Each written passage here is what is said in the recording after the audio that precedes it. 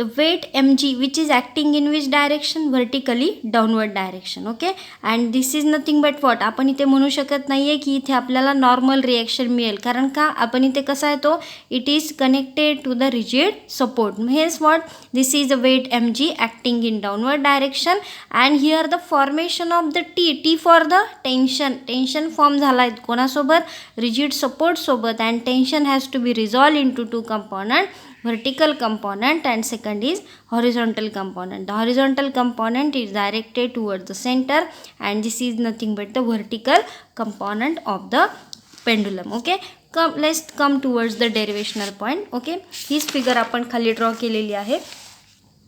Now what is happening here?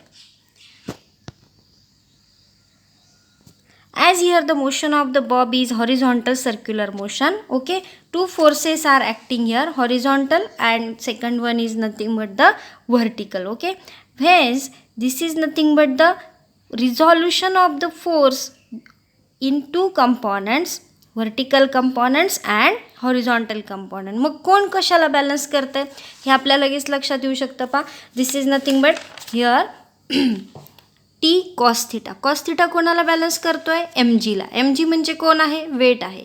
Sine theta कोणाला balance करतोय, this is which force acting here, centripetal force. Centripetal force means what, along the radius and directed towards the centre of circle. मीन्स जे balancing करतात ते तीच equation आपल्याला इथे लिहून काढायचं आहे.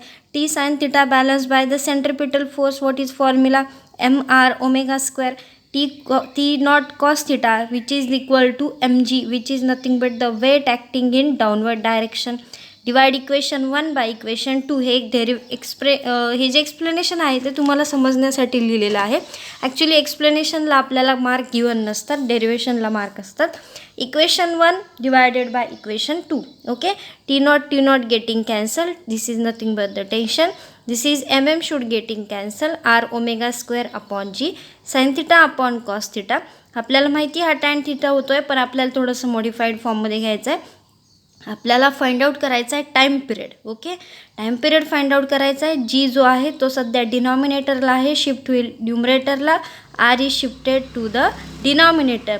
Remaining term become here the omega square only. Okay, now इथे आपल्याला थोडीशी व्हॅल्यू फाइंड आउट करायची आहे. आरची व्हॅल्यू आपल्याला फाइंड आउट करायची आहे. आर फॉर द रेडियस, की ज्या हॉरिझॉन्टल सर्कलमध्ये हा बॉब ऑसिलेट होतो आहे. मग तो कसा फाइंड आउट करता येईल आपल्याला.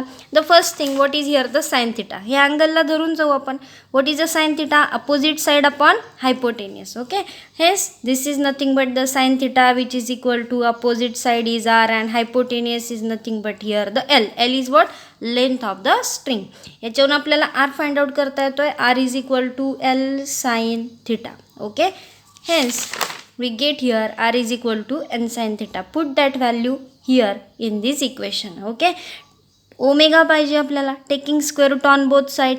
जी साइन थिटा, आरची व्हॅल्यू ठेवून देऊ आपण, that is nothing but the L sine theta into cos of theta. Okay, hence what is happening here, theta theta getting sin theta cancel, g upon l cos theta.